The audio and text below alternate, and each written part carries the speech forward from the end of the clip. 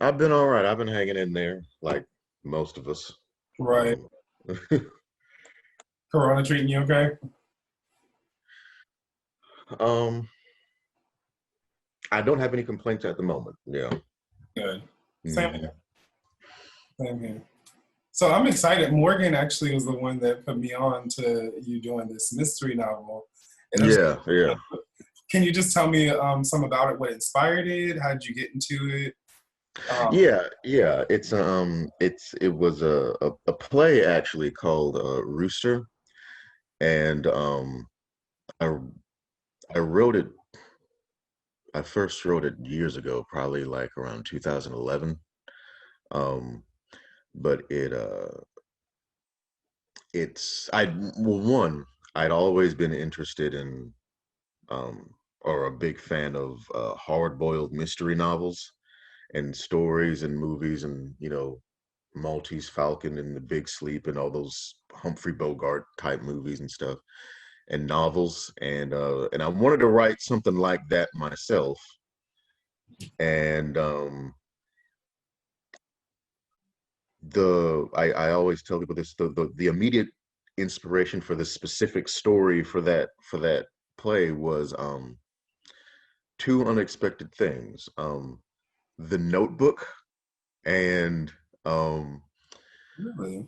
yeah, and it'll hopefully it'll make sense in a minute. The Notebook and what's that movie um, with Sarah Michelle Gellar and Ryan Phillippe. Um, um, Has to be early 2000s for saying it. yeah, it's a early 2000 movie where they're like rich people at this prep school and um I'm looking now. yeah. It'll come to me. But let me explain the Notebook first. The reason the Notebook had anything to do with anything was because one afternoon, I was watching the Notebook, and I'm just on a whim, and I'm like, here's a love story set in South Carolina in the 1940s.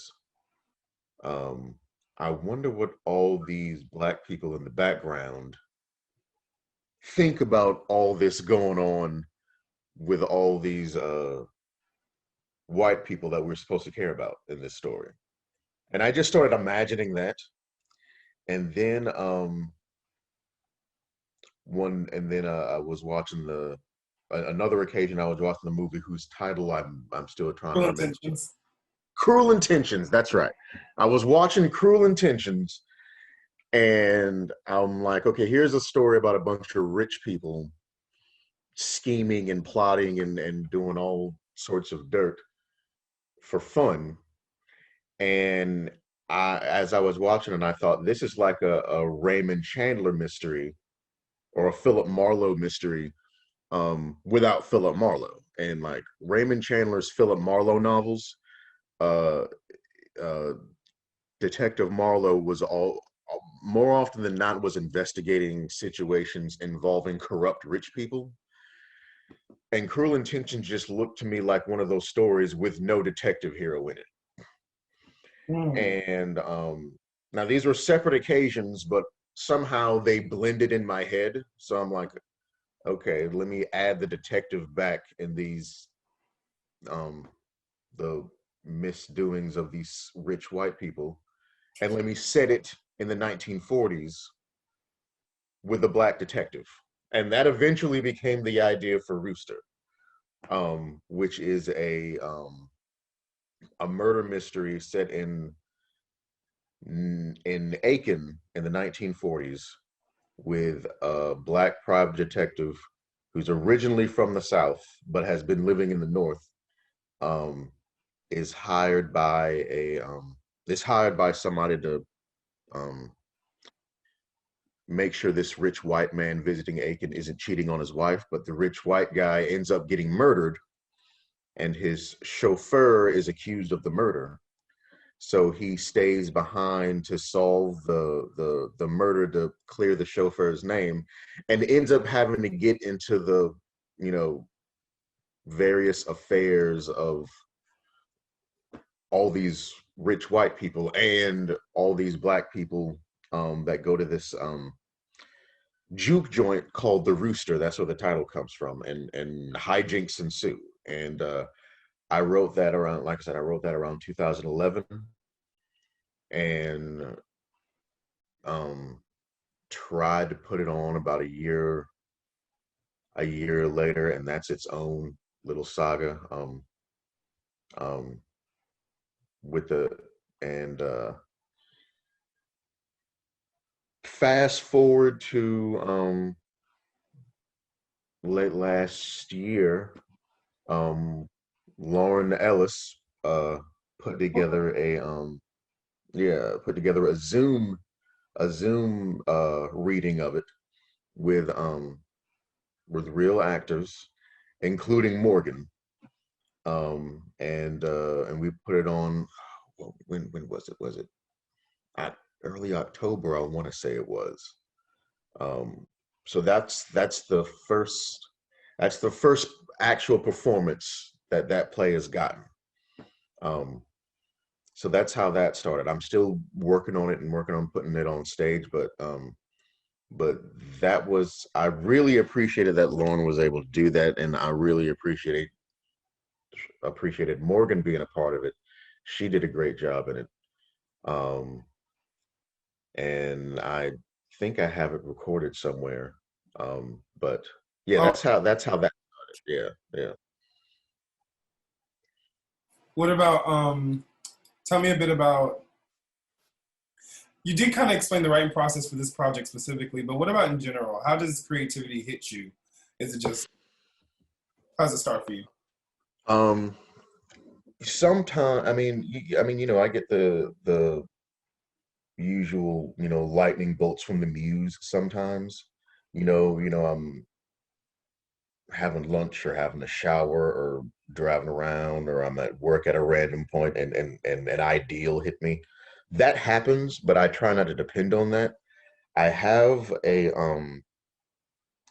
I try, I'm not saying I pull this off, but I try to have a kind of workmanlike view of being creative. Um, because all too often artists are kind of looked at as really flighty and dependent on inspiration.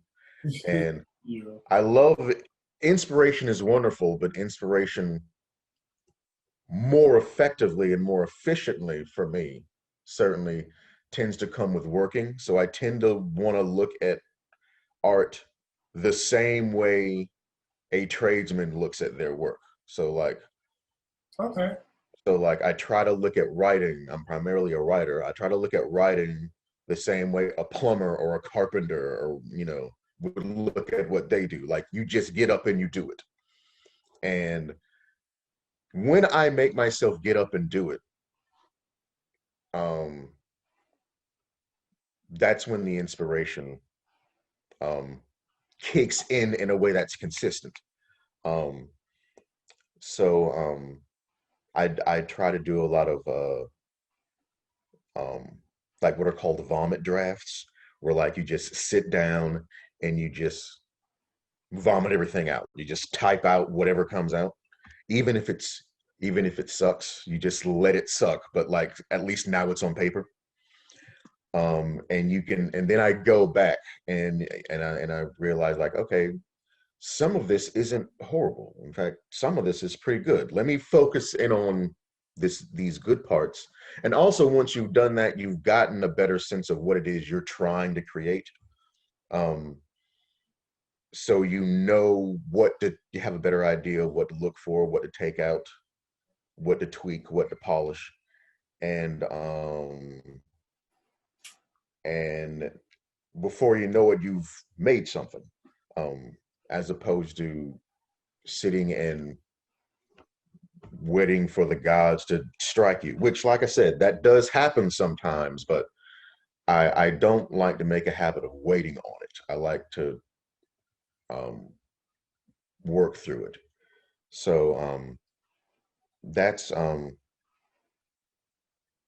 that's a rough, summation of my process. I keep a notebook I try to have at least one or two little notebooks on me with a pen at all times, just in case. Um,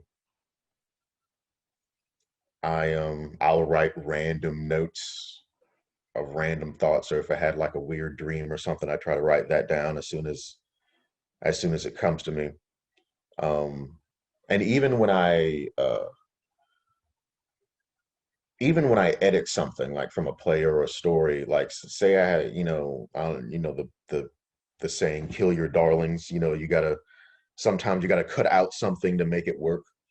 And if I really really like a line, I'm like, well, I should probably cut this out, but let me put this somewhere else. So I'll shelve this instead of just cutting it out of existence. I'll cut it out of that work, and I'll just put it in a notebook somewhere so it'll work somewhere else.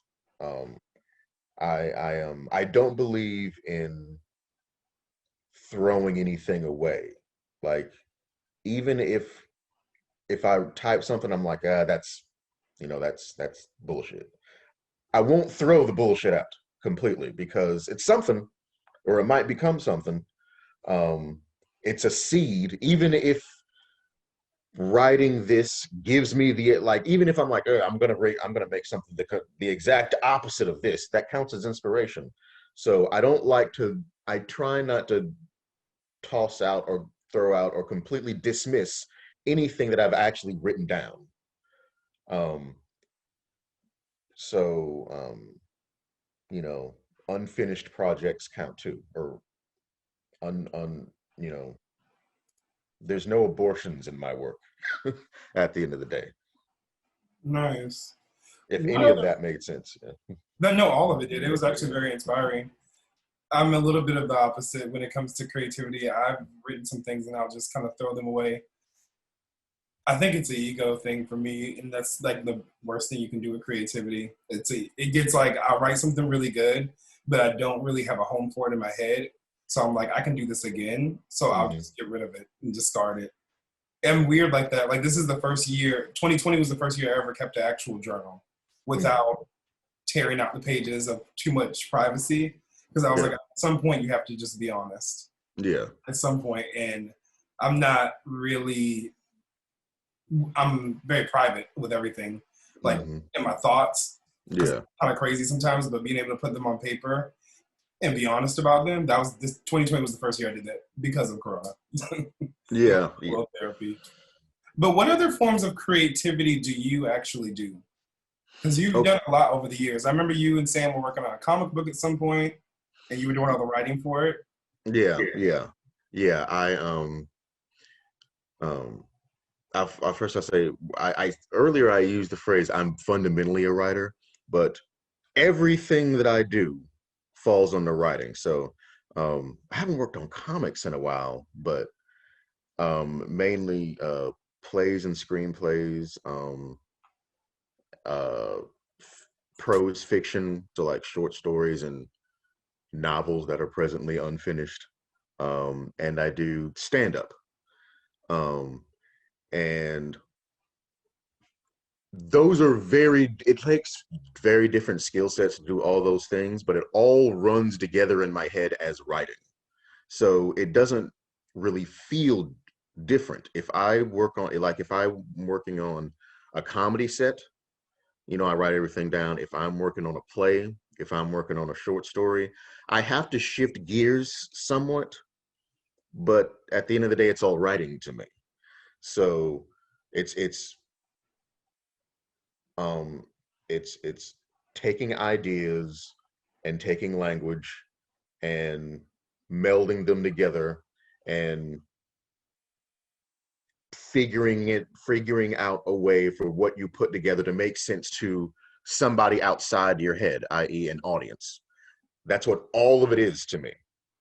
um so I hope that makes sense. Like I mean, I don't know how accurate that is, but I guess if it makes sense to me, that's what counts, because that's what keeps it together in my head. It doesn't feel like I'm juggling a bunch of different things.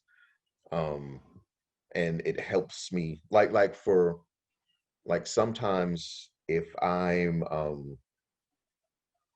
working on a script, I'll be like, well, let me write some of this in prose form, and I'll write a short story of it first to kind of get a grasp on the story, and that actually helps me write the script.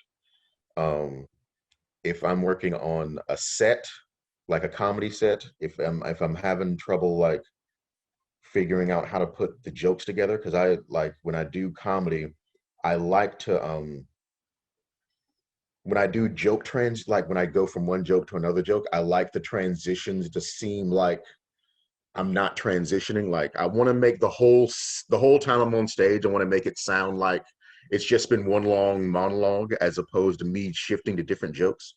So if I'm trying to figure out how to connect each joke to one another, um, I'll either write notes or I'll kind of write a script for myself. So it's almost like writing a drama, even though I'm doing a comedy set.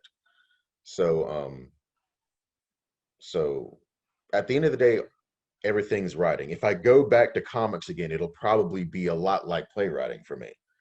So I don't know if that makes sense, but that's how it gels in my head to do No, everything. that's amazing. Yeah. So comedy I find to be the hardest type of writing to help students learn or Hmm. just to write myself in general, Yeah. because it's like, who actually is intentionally funny?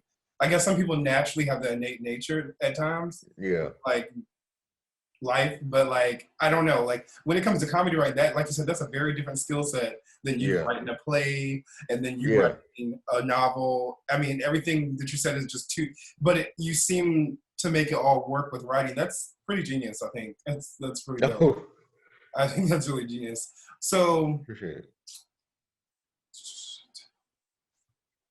can we go a little bit more in depth on the read through, how it like fell Yeah. together, Yeah. Lauren did it, and what you got? Did you get everything you wanted out of the experience? And Yeah. I mean, and okay. Yeah. Yeah.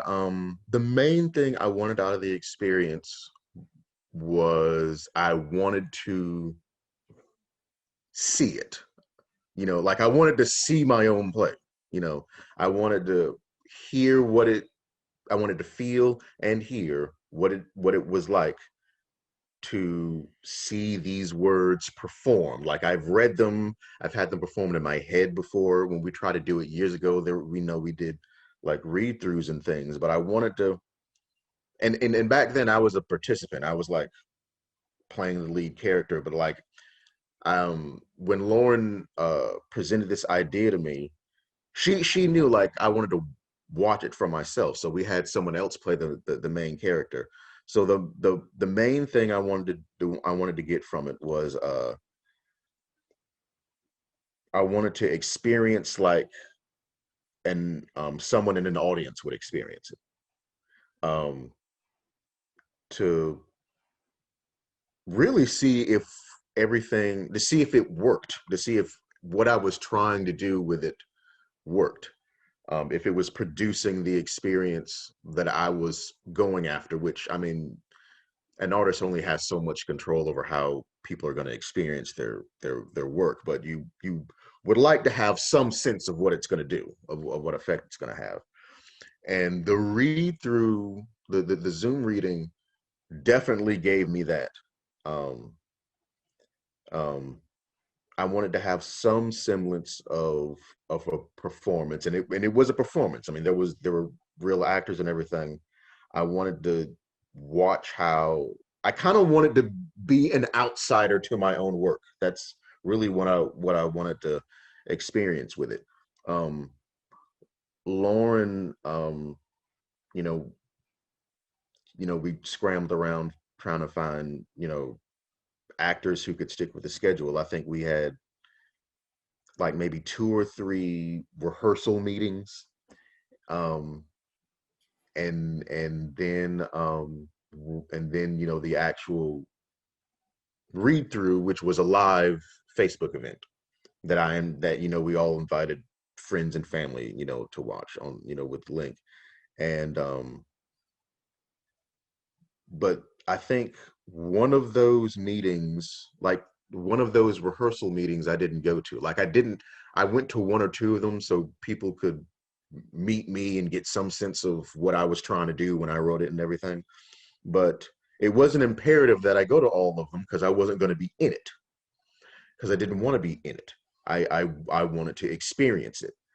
Um, and I definitely got that. I definitely got that. I got a sense of what was and wasn't working. I got a better sense of what my own voice sounded like, what how much these like I saw my own characters brought to life. Like there's nothing like seeing an actor speak your words, um because you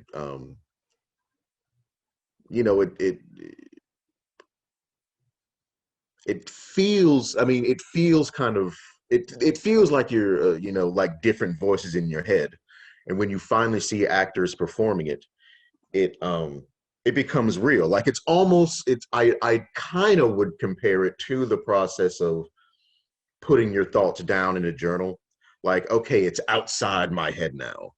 So um I can kind of distance myself from it, and at the same time everything's more real, so I can process it better, if that makes sense. That's kind of how it is when you write a piece of drama and you see other people perform it. It's like, okay, this has an existence outside of me now. And it's like, oh, that's what that looks like. Like it's familiar, and it's, I don't want to say alien, but it's, I mean, it's new at the same time, you know. I wanted that experience so I could go back and polish it more, and so that I could have solidarity with an audience as well as with other creators. If How many people yeah, were part of the whole? How many actors are in Rooster? um, I I forget because it's a lot of characters, and sometimes you have actors repeat characters. It was probably about 10. 10? Um, yeah. Um, maybe actually 7 or 8 with people like repeating roles. Um,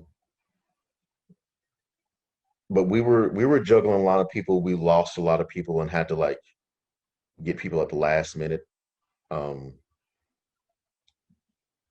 and even that experience, I kind of developed an appreciation for.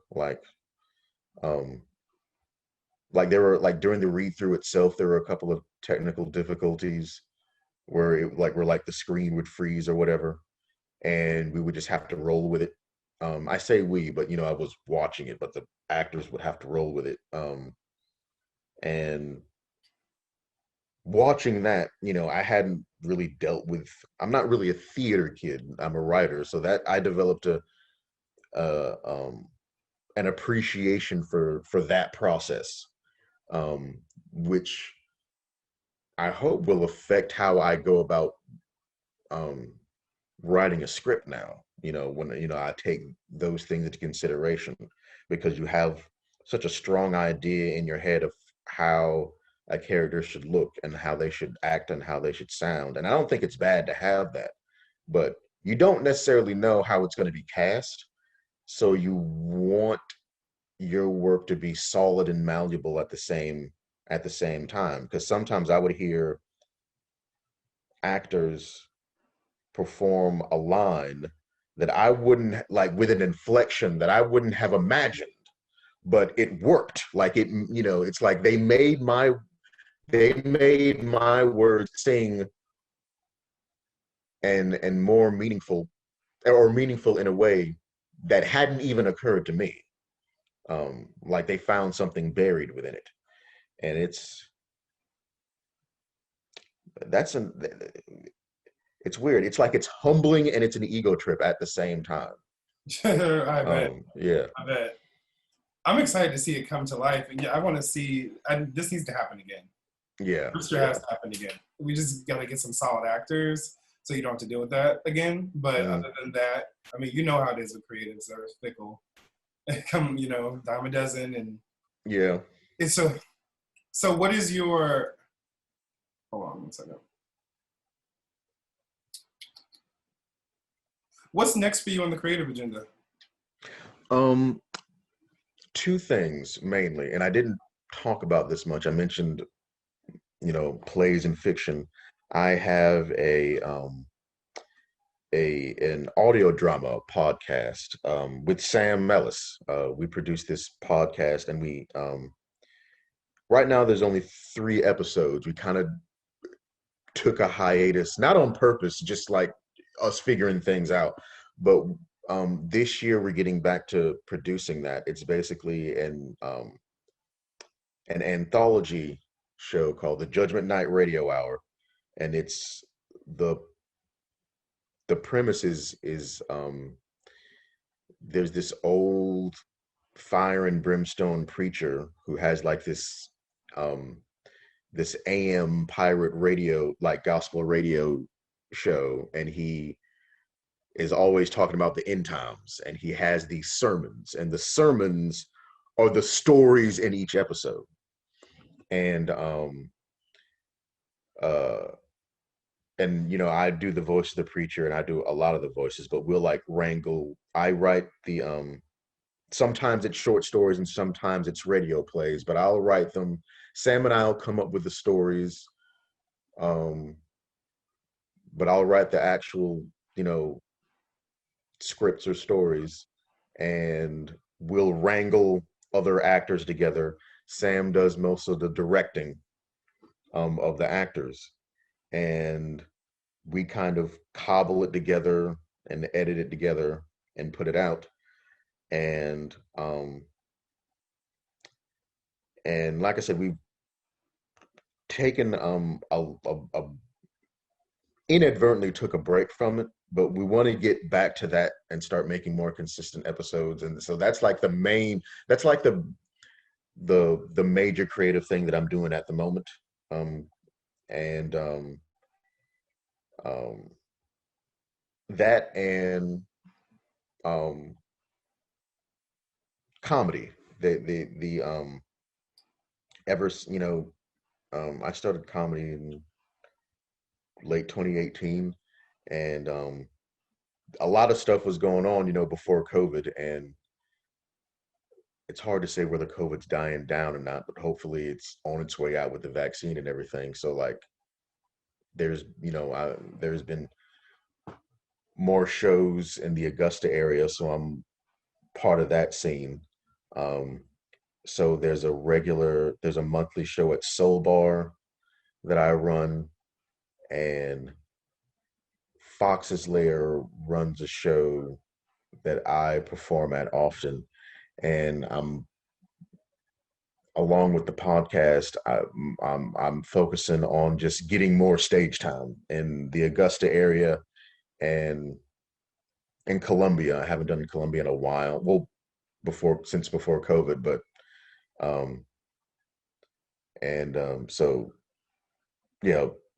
Oh, and yeah, I'm booked for a show in Macon in April. So just like getting more comedy dates and producing those the episodes for the podcast or the main two things that I'm working on for the next few months.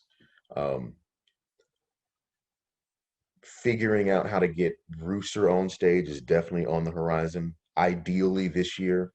Um, I'm not gonna like announce it yet, but I'll go ahead and say that's something I'm going for. Okay. Yeah, and so um, like I don't really have anything to sell, but I will say to keep an eye out for new episodes of Judgment Night Radio Hour on the horizon within the next couple of months, and it's on everything, iTunes, Google Play, all that. When we start making episodes again, it'll be on Spotify. Okay. But just Google it on iTunes. You'll find the 3 episodes that we have. There's a kind of I don't know how to describe it. I call it Bible Belt Noir, but kind of like a Southern Gothic. You are? Oh my God. Yeah, yeah, like a Southern Gothic neo noir Twilight Zone thing. I'm so here It- for that. You got me. yeah, Like, I'm so here for that. One of my yeah. favorite genres is Southern Gothic. Oh, right on, right on. Yeah, Yeah. yeah, It depicts so much of our reality and where we are right now, yeah. even from way back then. So I'm so down for this rooster thing. You have no clue. I'm so excited. I will be checking out. Nate, say the name of your podcast one more time. The Judgment Night Radio Hour. Judgment Night Radio Hour. Okay, Yeah. I want to put all that information down below when they see the video. Okay, great, great. But to end on a lighter note, do you have any hobbies or interests that people don't know you have? Um,